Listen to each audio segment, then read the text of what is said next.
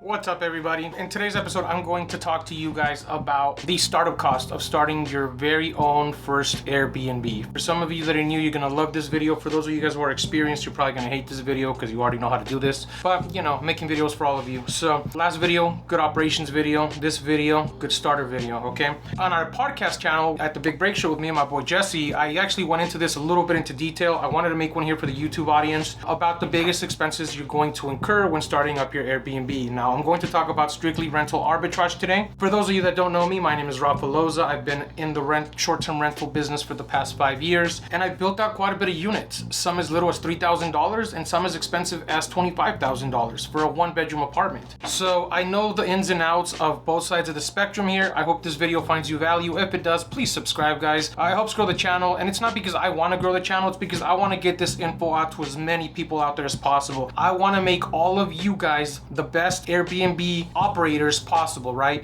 That way there's no parties. That way landlords love us. That way the cities don't always go against us, right? That way some of us can build a really good business. So if you like it, again, subscribe, hit the like button, send this to your friends, whatever you guys want. Oh, and for those of you that don't know what rental arbitrage is, it's the act of us renting out an apartment long-term and adding value to it by furnishing it and then renting it to people short-term at a higher rate and us making a profit. Rent, long-term, daily rate, higher minus the rent equals profit, right? Going back to the startup cost. The three biggest expenses you're going to incur in rental arbitrage are going to be rent, deposit, and the furnishing cost, the cost of getting everything inside. Now, they get broken down into specific things. For rental arbitrage, obviously rent, depending on your market, is going to be anywhere from $1,000 to up to $3,000. Some of my one bedrooms here are $3,000 a month. My startup cost already right off the bat is $3,000 plus deposit and furnishing costs, right? If you have a good relationship with an owner, your deposit could be very minimal. I negotiate usually around $750 to $1,000 per unit. In some cases, I have paid up to 2 times the amount of rent and deposit. So that depends on what you negotiate or what the market's demanding or what that apartment complex or that owner is asking.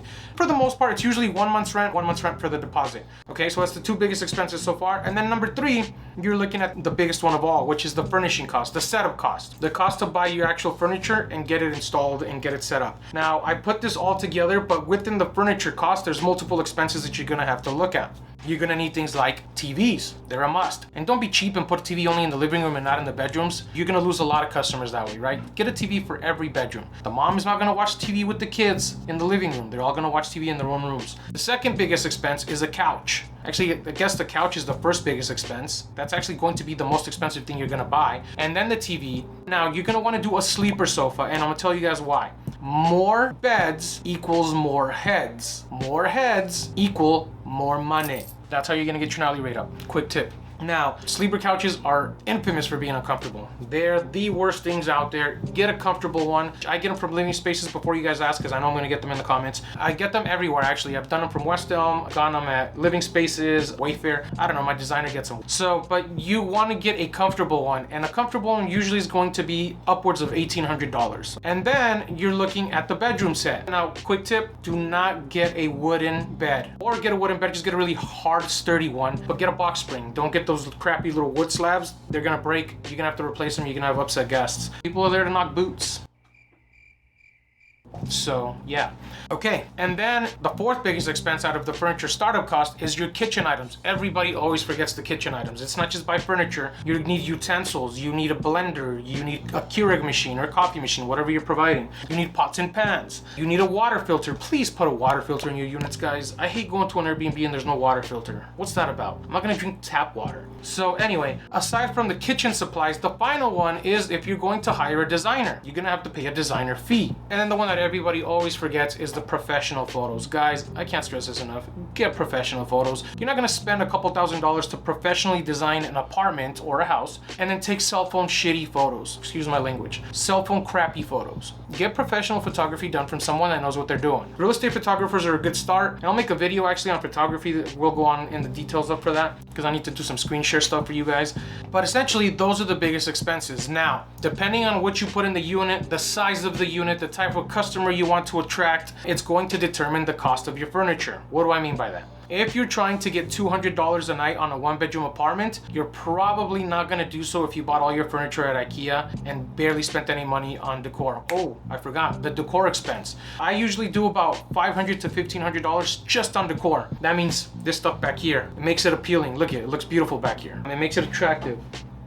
You're gonna want to spend some money on decor to make people want to stay there. They want to have a homey, welcoming place, not a bare box of white walls and a bed in the middle, okay? Anyway, going back to the point I was making here, no one's going to pay you $200 a night if all there is in the apartment when they walk in is a bed, a TV on the wall, and maybe a tiny little picture frame above the bed, smaller than this. You know, it's not $200 material, right? It's like paying for a Motel 6 and then paying for the Wynn at Las Vegas. You know what I mean? Or the Hilton Suites or whatever, or Marriott's, right? You're paying higher because you get better places. That's how you're going to determine how much you spend. My average that I like to do is about $145 to $200 a night, which means on average I spend anywhere from $5,000 to $10,000 on furniture. That doesn't mean you guys have to. I know it's a lot of money here because remember, $3,000 for rent, in my case, $3,000 for deposit, and then $5,000 for furniture. That's already $11,000. That's a lot of money. The beautiful thing about this business is that you should 100% get that money back in 8 to 9 months, which is extremely fast. If done correctly, follow my YouTube channel, subscribe below if you want to know how to do this correctly because I'm gonna teach you. Trust me, you're gonna be pro when I'm done with you. But going back to the beginning part here, I've done as little as $3,000 and as expensive as $24,000. Why? I'm gonna give you guys a tip. If you know you're going to start a one-bedroom apartment in the near future, pull out your phone. That's my bear, by the way. For those of you that don't know, I have a dog, an English Bulldog, and he's awesome. Come on, frame, don't let me down. There it is. You're gonna pull out your phone, you're gonna go on OfferUp, Facebook Marketplace. I don't know if Craigslist still exists, but if it does, Craigslist, it's been a while since I've used them. Any marketplace that you can get secondhand items, used items, things like that, and you're gonna search for all the things I've already talked about, minus the electronics, guys. You wanna get new electronics, right? Don't go and buy a used blender, that's weird. Well, unless it's a really good blender. But you know, you might not wanna do a used TV because you don't know if it works or not. Get new TVs, you want them to last long term, right? But I've gone sleeper sofas for as little as $400. I'm gonna do the math for you guys.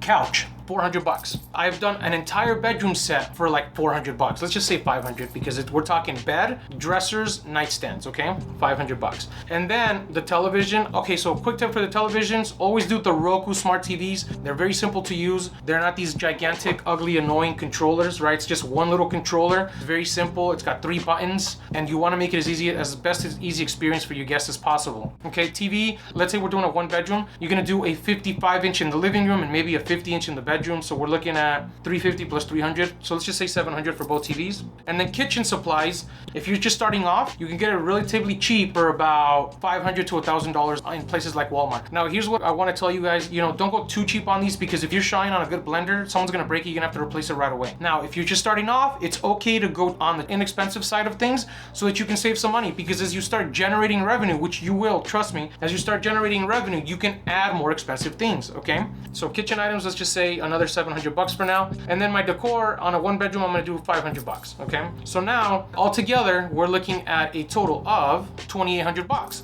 Now, you take time to search. What I meant by pull out your phone is you're gonna find this stuff for cheap, you're gonna go pick it up and you're gonna throw it in your garage. And over time, you're gonna build up furniture, everything you need. You can even do this with decorations. If you see a really cool piece that you can put over the wall for 30, 40 bucks at a garage sale, pick it up and save it. It's gonna be the cheapest, most inexpensive way to start a unit. Now, granted, don't go and buy used spoons. Right? Doesn't make sense. But you can do this very, very inexpensively by doing this right here, okay? Second way is obviously talk to a furniture wholesaler. Design it yourself if you need to in the beginning. I always suggest everybody do a designer. You're running a business, guys. You're not doing this for fun, okay? That's a whole other topic. Business versus fun. It goes back to my first videos that I made, which was why landlords hate Airbnb, because there's a lot of unprofessional operators that don't do this as a business. Treat this as a business, please. So anyway, $2,800 for this, right? Give or take a couple $100. This is for the sake of example, for the sake of this video here. Now, this furniture here on a 1-bedroom apartment, you're probably not gonna get very high-end stuff, and you're probably not gonna get the best of stuff, right? It doesn't even have a coffee table in there, lamps, things like that. So 2,800 plus another couple $100. That's why I said $3 grand. You're gonna end up doing maybe around $100 to $150 a night. night, give or take, right? Unless you're in an awesome market like across the street from Disneyland or something. Then they does all the marketing for you, and it doesn't matter what you have in the apartment. People just need a place to sleep. But the point I'm making at here is you can start a unit very, very inexpensively. Rent, deposit, furniture cost, right? $3 grand, $3 grand, $3 grand. It's $9 grand already, so it's still good. But let me tell you guys something. I started this business with $6,000 and a credit card, and I grew it to a 7-figure business. If that doesn't motivate you, I don't know what will. I'm just a regular dude. I'm nobody special. I like to read. I make networking relationships. I like to learn. I'm nobody special. You guys can do this 100%. All this stuff here, if you buy it in cash over time, it makes it even less, right? A couple $100 every paycheck, or go out and use a credit card. My credit card was $9 grand, I think, and I borrowed it from a relative, my brother. My entire thing is the $6,000 in cash that I had was used for the rent and the deposit, and then the credit card was used to buy all my furniture. And then I just put it up on Airbnb, and you know, the rest is history. It's now a 7-figure business, fully automated and scaled. A lot of education went into that, by the way. I did have a mentor. I did join groups to learn how to scale and automate and business systems and all that stuff. I suggest everybody do that. It's great to be in networking groups as well to get started. But anyway, hopefully this video was helpful. If it was, shoot it to somebody, please. I want you guys to get started in this. Do this correctly. Don't go and do this behind another manager's back. But this should help you guys at least get an idea of how you can start. Actually, before I let you guys go, the reason why I spent $28,000 on stuff is because I bought very high-end furniture because I was serving a very high-end customer. I have some apartments in very high-end locations. It doesn't make sense to put very cheap furniture inside of them and very cheap decor. So therefore, I went high-end. We were buying $3,000 credenzas, $3,000 couches. And if you don't know what a credenza is, you will. And yeah, you know, depending on the customer you want to attract is how much you're going to spend. Hopefully this was helpful.